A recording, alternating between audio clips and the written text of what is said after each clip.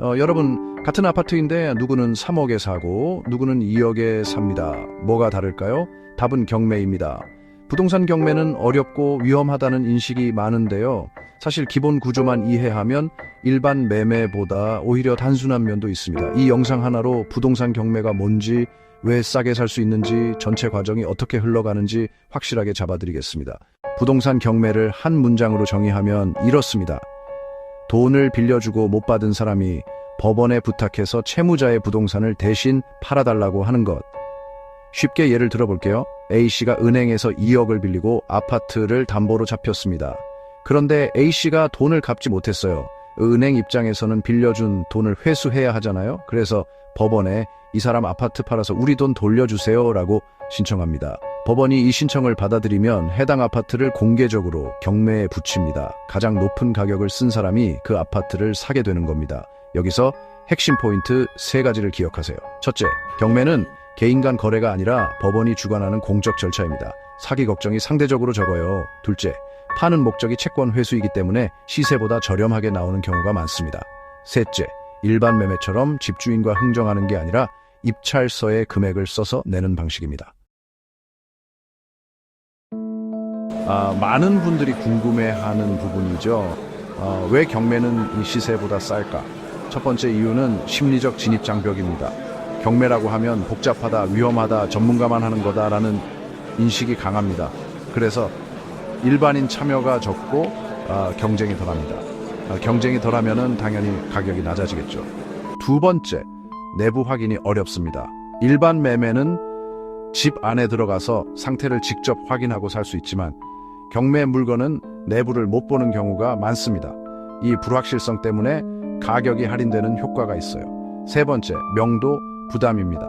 낙찰받아도 기존에 살고 있는 사람을 내보내야 하는 과정이 필요할 수 있습니다.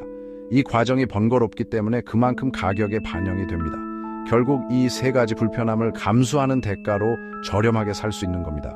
반대로 말하면 이 불편함을 공부로 극복하면 그게 곧 수익이 되는 거예요.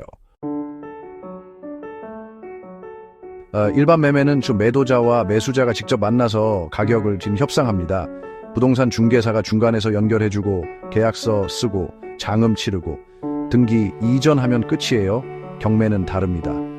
매도자가 자발적으로 파는 게 아니라 법원이 강제로 파는 겁니다. 가격 협상이 없고 정해진 날짜에 입찰서를 제출합니다. 중개 수수료도 없어요. 가장 큰 차이는 거래의 안전성입니다.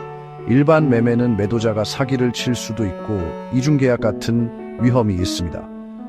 경매는 법원이 직접 진행하기 때문에 대금을 납부하면 소유권이 확실하게 넘어갑니다.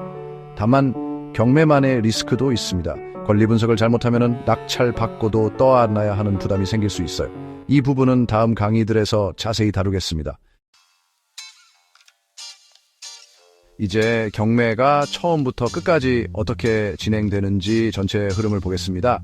1단계 경매 신청입니다. 채권자가 법원에 이 부동산 팔아주세요라고 신청합니다. 법원이 받아들이면 해당 부동산의 경매 개시 결정 등기가 됩니다. 2단계 감정평가입니다. 법원이 감정인을 보내서 이 부동산이 얼마짜리인지 평가합니다. 이게 감정가이고 첫 회차 최저 매각 가격의 기준이 됩니다. 3단계 현황조사입니다. 법원 집행관이 직접 현장에 가서 누가 살고 있는지 어떤 상태인지 조사합니다. 이 결과가 현황조사서로 만들어집니다. 4단계 매각일 지정입니다. 법원이 입찰 날짜를 정합니다. 이때부터 대법원 경매정보 사이트에 물건이 공개됩니다. 5단계 입찰입니다. 매각기일에 법원에 가서 입찰표에 금액을 적어 제출합니다. 최저 매각 가격 이상으로 써야 하고 입찰보증금은 최저가의 10%를 준비해야 합니다. 요즘은 온라인 입찰도 가능합니다. 6단계 매각 허가 결정입니다. 최고가 입찰자가 나오면 약 일주일 후 법원이 매각을 허가할지 결정합니다. 특별한 문제가 없으면 허가됩니다. 7단계 대금 납부입니다. 매각 허가 결정이 확정되면 보통 한 달 이내에 잔금을 납부합니다. 이때 경락잔금 대출을 활용할 수도 있어요. 대금을 납부하는 순간 소유권이 넘어옵니다. 8단계 명도입니다. 소유권을 얻었으니 이제 기존 점유자가 있다면 내보내는 과정입니다. 협의가 되면 좋고 안 되면 법원에 인도명령을 신청해서 진행합니다. 이 8단계가 경매의 전부입니다. 복잡해 보이지만은 실제로 낙찰자가 직접 하는 건 5단계 입찰부터예요.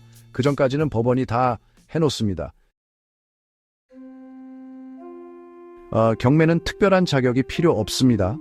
성인이면 누구나 참여할 수 있어요. 특히 내 집 마련을 하고 싶은데 자금이 빠듯한 분, 부동산 투자를 시작하고 싶은데 소액으로 시작하고 싶은 분, 시세보다 저렴하게 부동산을 취득하고 싶은 분에게 추천합니다. 반면 단기간에 큰 돈을 벌겠다는 생각으로 접근하면 위험합니다.